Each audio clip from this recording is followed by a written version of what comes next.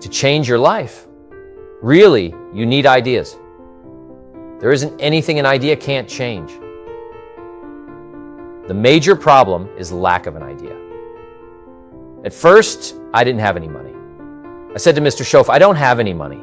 He said, that's not a problem. Now see, up until then, I always thought it was. I was confused. He said, no. The problem is lack of an idea on how to create money and wealth. It isn't lack of money, it's lack of ideas. So if you get the ideas, so you can change anything now. To get ideas, you need a constant study of finding out. Now, Schoaf also said, when you find out something that works, put the information in your journal. Don't use your head for a filing cabinet. Put it in your journal so that you can do the next best thing. Repetition, repetition, repetition. Go over it.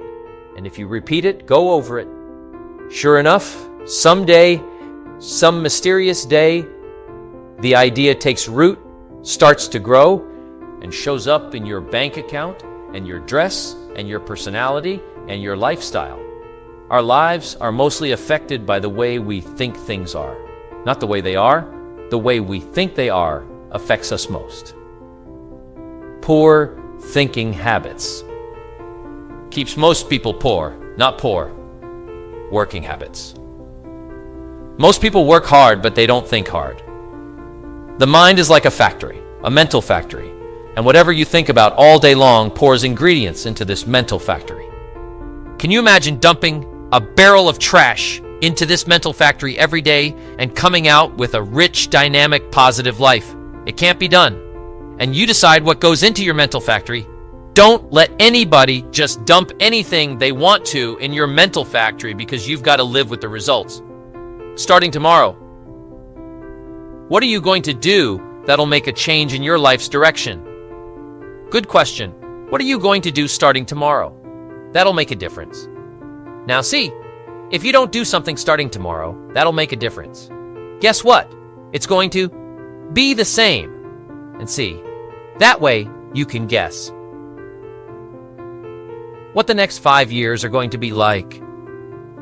Look at the last 5, because the next 5 are going to be like the last 5 unless you made your key tomorrow. Change it all or change a little. Or change something or don't change. It's choice time. You can do whatever you want. What can you do starting tomorrow? It'll make a difference as soon as you plant the garden. The busy bugs and the noxious weeds are out to take it. And you've got to learn not only to nourish your values, you've got to learn to do battle with your enemies. Whatever threatens you, I'm asking you to threaten it back. Take care of your responsibility, but don't take anything off anybody. Somebody wants to destroy your chances for a good future by their negative talk, negative thinking, putting it all down. I'm telling you, walk away if you have to. Walk away. Whatever threatens you, threaten it back. Whatever threatens your opportunity, threaten it back. Now, some of our enemies are on the outside, but here's the most important thing to understand. Some of our enemies are on the inside. Let me give you a quick list. Indifference. You got to do battle with your own indifference. Now, here's what's important about disciplines. All disciplines affect each other. In fact, here's a good philosophical phrase. Everything affects everything else. Nothing stands alone. Don't be naive in saying, well, this doesn't matter. I'm telling you, everything matters. There are some things that matter more than others, but there isn't anything that doesn't matter. We all pity the man who says, well, this is the only place I let down. Not true. Key to take home. Every letdown affects the rest of your performance. Every letdown affects the rest. This is part of the educational process on personal development. If you don't take the walk around the block, you probably won't do the apple a day. If you don't do the apple a day, you probably won't start building your library. If you don't build your library, you probably won't keep a journal and you won't take pictures. And you won't do this. You won't do wise things with your money, won't do wise things with your time, won't do wise things with your possibilities and relationships. And the first thing you know, 6 years of that accumulated and we say, you have messed up. So the whole key to reversing that process now is to start picking up these disciplines. Now here's the positive side. Every new discipline affects the rest of your disciplines. Every new one affects the rest. That's why action is so important. The least action, the smallest action, take it, because when you start accomplishing and the value starts to return from that one action, it'll inspire you to do the next one and the next one and the next one. You start walking around the block, it'll inspire you to get an apple. Get an apple. It'll inspire you to get a book. Get a book. It'll inspire you to get a journal. Get a journal. It'll inspire you to grow. Develop some skills. All disciplines affect each other. Every lack affects the rest. Every new affects the rest. The key is to diminish the lack and set up the new. And you've started a whole new life process. Also, one more thought on discipline. Here's the greatest value of discipline. Self-worth, self-esteem. People are teaching self-esteem these days, but they don't connect it to disciplines, the least lack of discipline, and it starts to erode our psyche. One of the greatest temptations is to just ease up a little bit, right? The slightest lack of doing your best starts to erode the psyche instead of doing your best, doing just a little less than your best. Sure enough, you say, well, it's just going to affect my sales. No, it's going to affect your consciousness. It's going to affect your philosophy. Now you've begun in the slightest way to affect your own philosophy. Here's the problem with the least neglect. Neglect starts as an infection, and if you don't take care of it, it becomes a disease. And one neglect leads to another. And the worst of all, when neglect starts, it diminishes our self-worth, our self-confidence, our self-value. You say, well, how can I get back myself? Respect. Yeah, I'm telling you, you don't have to go to 29 classes. All you have to do is start the smallest discipline that now corresponds to your own philosophy, like I should and I could, and I will. No longer will I let neglect stack up on me so that I will have the sorry scenario 6 years from now, giving some excuse instead of celebrating my progress. That's the key to discipline. Let's get kids involved in the least of discipline. One more, and then one more, and then another one, and then another one, and then some more. And the first thing you know, you're starting to weave the tapestry of a disciplined life into which you can pour more wisdom, and more attitude, and more strong feeling, more faith, and more courage. Now you've got something, a vessel in which to put it. And now the equities start to flow, and the early return. I'm telling you, if you'll start this process, the early return will have you so excited you'll commit yourself to this strategy for the rest of your life. You'll never go back to the old ways. Join a new crowd, join a new group. The disciplines to do, take action. I recommended the last time I was here, the little book, Richest Man of Babylon. And I said, I've lectured now to over 3 million people in the last 33 years, and I've recommended this little book to almost all of them, I think. Guess how many have actually gone and got this little book answer? Very few. My best guess is 10%. Such an easy thing to do in that last seminar, right? I suggested this little book. Number 1, is easy to find. 2, it's easy to buy. The most you can pay for, it's $6, $7, $8. You can borrow that from your kids. But if it's easy to find and easy to buy, and if it's easy to read, why wouldn't everybody go get it? 90% don't or won't. We don't know the mystery of that. And I'm telling you, 10 years from now, those numbers will still be the same. 10% will, 90% won't. The numbers don't change. Only the faces change. Now here's the key to discipline. Start with the little disciplines.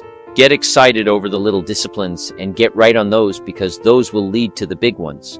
You can't handle the big challenges in life unless you take on the little ones. Make a list of all the things you can do. Get right on those.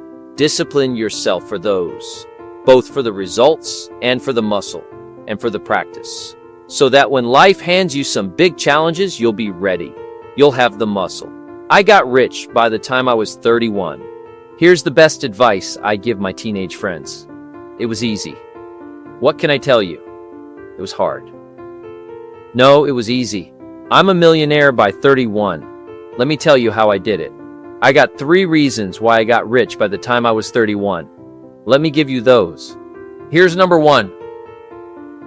I lived in America. I mean, how lucky can you get? America's easy. That's why everybody wants to come here. People haven't plotted and schemed for 50 years saying, if I could just get to Poland, everything it'd be okay. No, the boat people are not desperately trying to get to Vietnam. No, they're not squeezing through the fence to try to get into Mexico. No, Neil Diamond says, looks like everybody's heading for, they're all coming to America.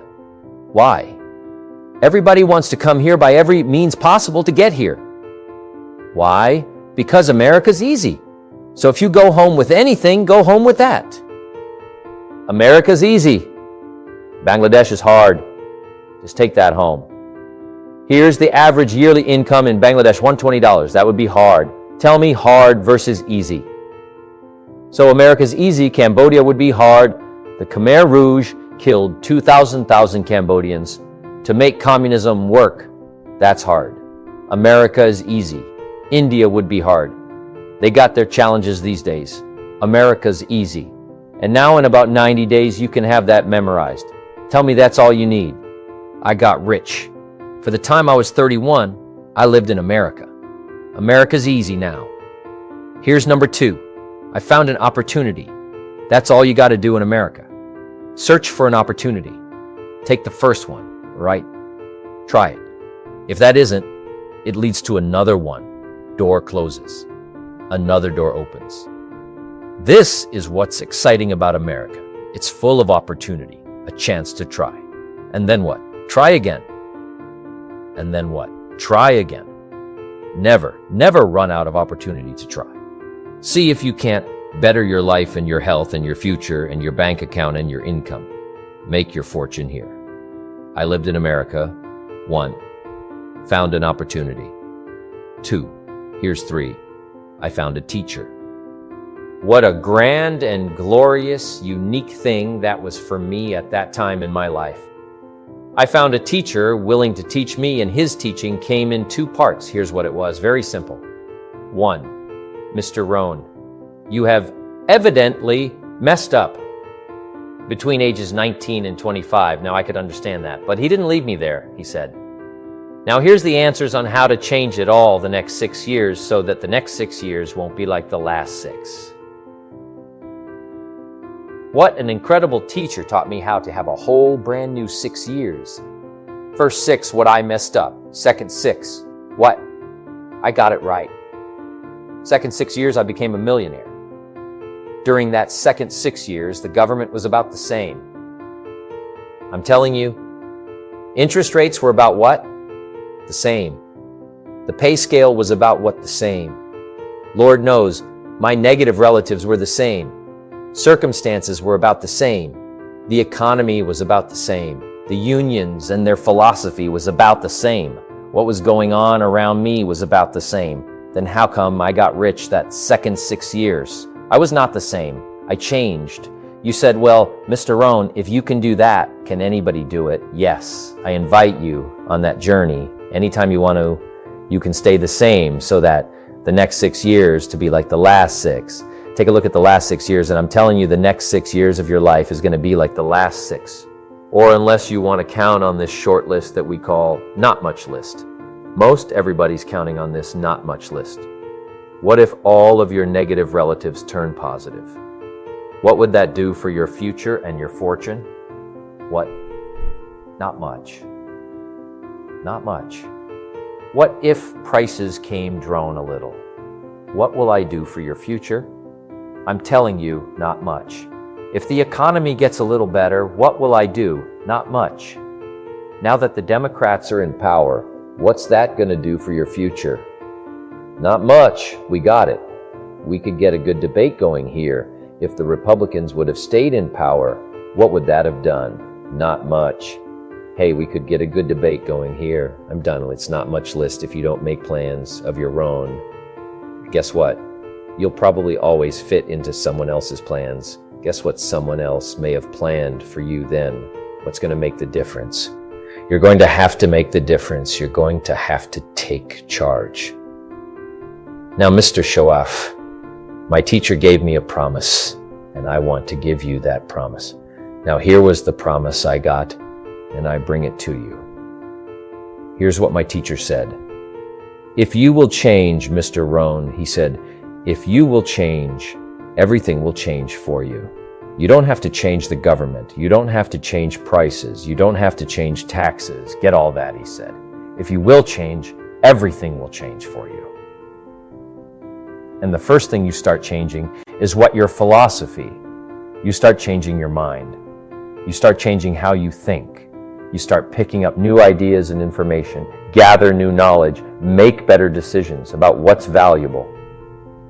And I'm telling you, if you'll do that, your whole life will change. Your health will change. Your relationship with your family will change. Your ability to cope with challenges and problems will change. I'm telling you, income, promotions, all of it will change. If you will change, it'll all change. If you won't change, it isn't going to change. You can keep your fingers crossed if you want to and hope they'll straighten it out. You can wish for the wind not to blow quite as severe. But I'm telling you, wishing for the wind to change in your favor. We call naive at best. Don't do this any longer. Wish for a better wind. The key is to wish for the wisdom to set a better sail. Utilize whatever wind that blows to take you wherever you want to go. That is the philosophy I picked up at age 25. And it revolutionized my whole life. And here's what I found. I found it was easy. I got rich by the time I was 31. And it was easy. Now here's my definition of easy. Gotta jot this down. My definition of easy meaning something I could do. I figure if it's something you can do, it's easy. Now I worked hard at it. I found something I could do which was easy, but I worked hard at it. I got up early and stayed up late. Worked hard that 6 years, but what I did was easy, meaning it was something I could do. You say, well, Mr. Rohn, if it was so easy, how come everybody else around you during that 6 years, how come they didn't get rich? Here's why it's easy not to. How else would you describe it? That's it. You say no. For all of the rest of them, it was hard for them, and it was easy for you. That's not true. You couldn't debate me on that in front of this intelligent audience. But here's the challenge. Let me give it to you in the philosophical phrase. I tend to be a little philosophical. Here it is. The things that are easy to do are also easy not to do. That's the difference between success and failure. So you've got the choice here today of one of two easies. Easy to or what? It's easy not to. I can give you in one sentence how I got rich by the time I was 31. Here it is.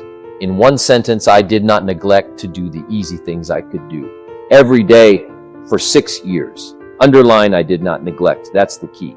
I found something easy I could do that led to fortune, and I did not neglect to do it. Major reason for not having everything you want in America. Major reason for not having more of what you want in America. More health, more money, more power, more influence, more everything. Major reason why you don't get it?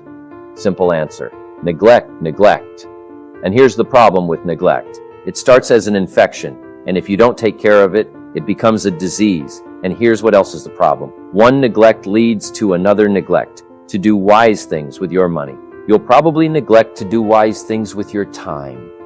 Neglect to do wise things with your time. You'll probably neglect to do wise things with your business. One leads to another leads to another. Pretty soon, neglect has you by the throat, emptying your purse, emptying your heart, emptying all of your chances for equities and power and all the good things. Neglect. What if you should be walking around the block every day for your good health and you don't? I'm telling you, you're on the wrong track. You should do it. You could do it. You don't do it. That's called formula for disaster. All you've got to do is let that and a few other things accumulate for 6 years.